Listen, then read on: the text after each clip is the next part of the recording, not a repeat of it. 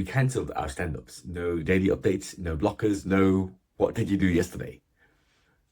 Just silence. For one full sprint, I wanted to see what would happen if I remove what some people call the heartbeat of Scrum. Would everything fall apart, or would we finally see how much of our work really depends on meetings? And we'll see when this is the Agile Edge, where we test what works in modern delivery, where I show what works in modern delivery. Everyone knows the daily stand-up, 15 minutes, same time, same place, every day. In theory, it's there to create alignment. It's there to surface blockers, and it's there to generally keep the sprint on track. But if you've ever been in a few of these, you'll know what often happens. They slowly become status reports, a ritual that we perform because our almighty Scrum guide tells us to. People stop listening, the energy drops, and it starts to feel like a bit of a box-ticking exercise, instead of what it was meant to be, which is a moment of clarity and collaboration. So I wanted to find out, if we remove daily stand-ups, do we lose alignment, or will it maybe teach us something? I ran a 2-week sprint as normal, same backlog, same Jira board, same goals. The only difference was I didn't have any stand-ups at all, no daily stand-ups. So we did do the rest of the ceremonies, refinement, planning, and retros and so on. But for 2 weeks, we relied entirely on asynchronous communication.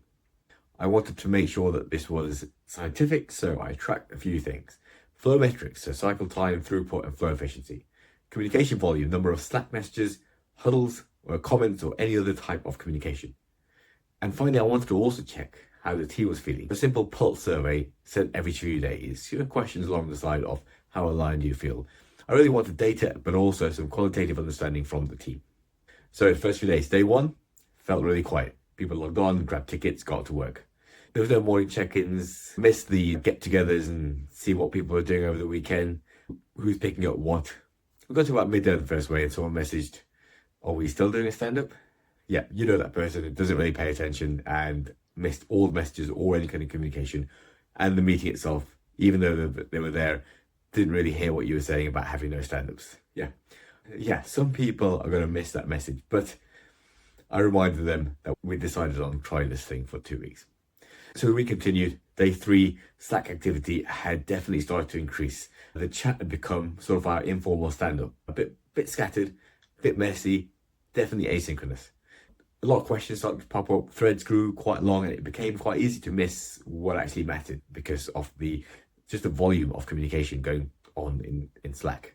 So moving forward to the week, and by day 5, more of a shift had started to take place. Our flow efficiency had dropped, our work in progress had started to grow, and testing had definitely started to lag behind. I started to feel at this point that without the micro-alignment that takes place during those stand-ups, blockers just stay invisible for a lot longer.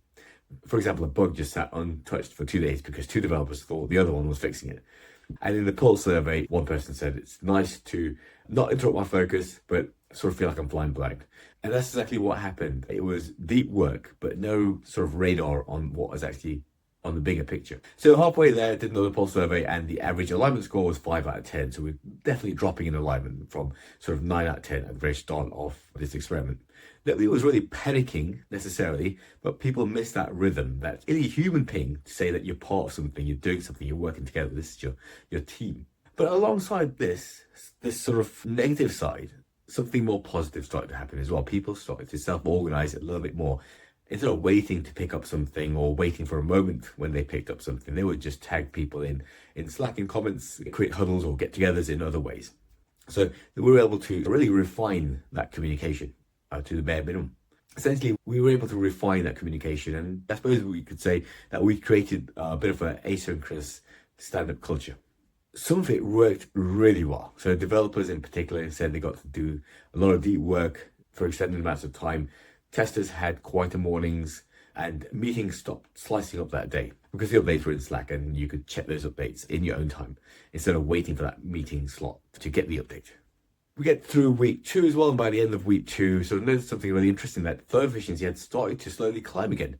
Not to the old level, but certainly higher than it was mid-sprint, so we were adapting. So removing the stand-up allowed us to improve our clarity of communication. So things that we learned, meetings definitely reveal the gaps in people's clarity.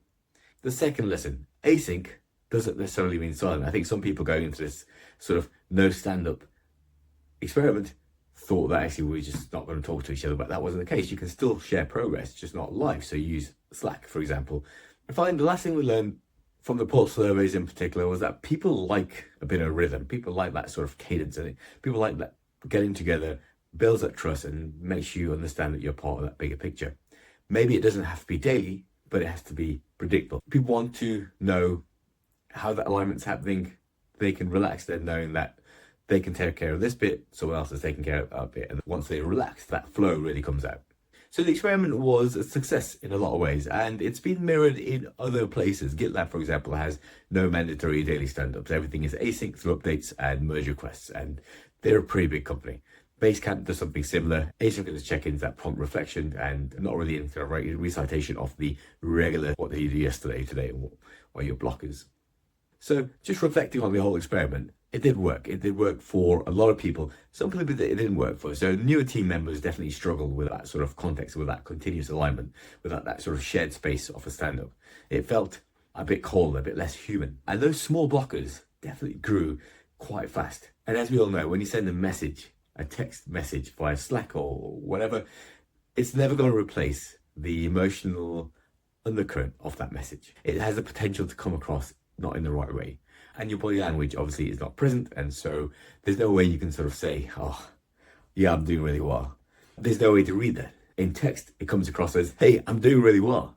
And whereas in person, it might come across as a little bit differently. I sort of exaggerated there. So I think async stand-ups do work in certain situations. Certainly if you have high trust, experienced teams on a stable product, then I think they'd work.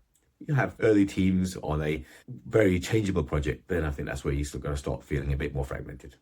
But what it did remind me was that when you strip away these rituals, you really see the truth of the system. You understand why stand-ups are in place, the reason behind them. Once you understand the reason behind them, you can tailor stand-ups to your individual situation. You don't have to say the Scrum Guide says, I've got to have a stand-up every day at 15 minutes and I've got to ask these 3 questions. You can say, okay, this is the purpose of stand-ups. In my situation, how can I tailor it so I can make the best use of those 15 minutes every day, every 2 days, once a week, whatever it fits the situation that you're in.